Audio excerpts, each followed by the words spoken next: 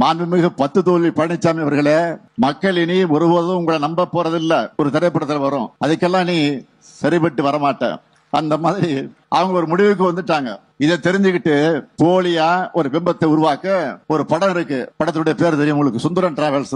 அந்த மாதிரி பஸ் எடுத்துக்கிட்டு கிளம்பிட்டாரு. இப்போ அந்த பஸ்ல இருந்து புகை வர்ற மாதிரி இப்ப ஒரு வாயிலிருந்து பொய்யும் அவதூறுமா வந்துகிட்டு இருக்கு. மக்கள் உங்களை நம்ப தயாரா இல்ல. அப்புறம் இன்னொன்னு பேசி இருக்கிறார், நான் பஸ்ல வந்தா சுந்தரம் டிராவல்ஸ் வரும்னாரு. ஆமாப்பா, நான் விவசாயி, அப்படித்தான் வர முடியும். உங்க அப்பா மாதிரி என்ன கோடீஸ்வரன்? நீ கோடீஸ்வரன் இருந்த, உங்க அப்பா முதலமைச்சரா இருந்தாரு, உங்க அப்பா திமுக தலைவரா இருந்தாரு. உடைய ட்ரெஸ்ல மட்டும் 8000 கோடி இருக்குது. 8000 கோடி இருக்குது.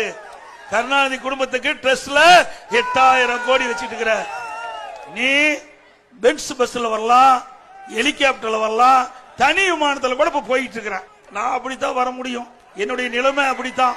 நாட்டு நடப்பு பேசுனா, நாட்டு நடப்ப பேசுன்னு சொன்னா நான் வர்ற பஸ் பத்தி பேசிட்டு இருக்கேன். பரவாயில்ல, இந்த நாட்டு மக்களுக்கு நான் பஸ்ல வரத தெரிவித்ததுக்கு நன்றி.